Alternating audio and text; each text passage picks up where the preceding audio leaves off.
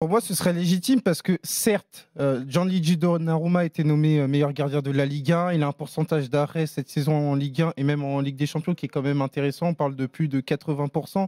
Et donc, on pourrait se dire que au niveau des satisfactions du côté du PSG, Gianluigi Donnarumma arrive certainement sur le podium. Mais quand on parle de Gianluigi Donnarumma, il y a toujours un oui, mais.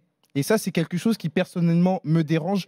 Oui, mais c'est-à-dire qu'aujourd'hui, quand on parle de Gianluigi Donnarumma, la saison 2023-2024 a deux réalités. On a un Gianluigi Donnarumma qui a été dominant en Ligue 1, mais on a également un Gianluigi Donnarumma qui a montré de la fragilité lors de la phase éliminatoire de Ligue des Champions.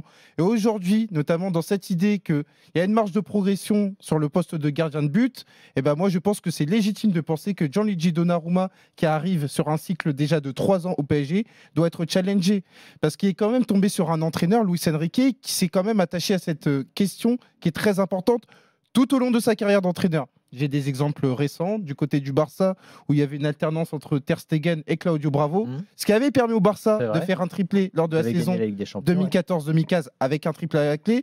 Plus près de nous, on a la saison 2020-2021 où alors que David De Gea était le gardien indiscutable de la sélection espagnole, Luis Enrique avait mis en avant Unai Simon qui n'était qu'un gardien de Bilbao et l'Espagne était allée en demi-finale d'Euro.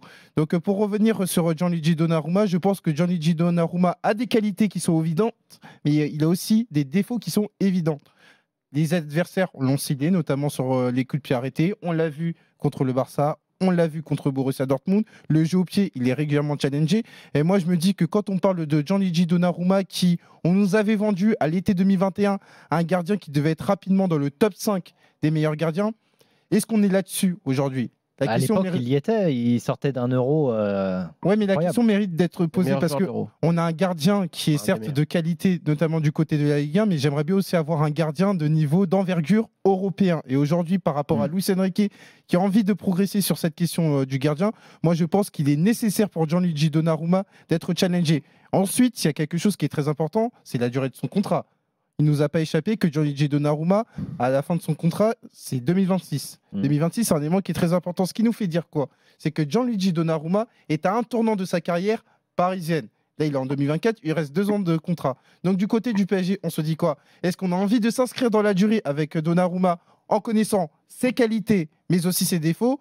Ou alors, il ne faut pas anticiper, et parce que ça, c'est la réalité d'un grand club, il ne faut pas anticiper le fait qu'il pourrait y avoir un PSG sans Gianluigi Donnarumma.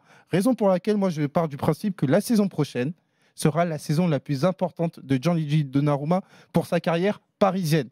Soit il arrive à dissiper les doutes, et là-dessus, il me paraîtra légitime de le prolonger, ou soit alors, le challenge avec un nouveau gardien qui devra arriver très prochainement sera très important et ça permettra au PSG justement de penser à l'après Donnarumma. Donc raison pour laquelle je pense qu'il est légitime d'avoir ce déclassement de Gianluigi Donnarumma.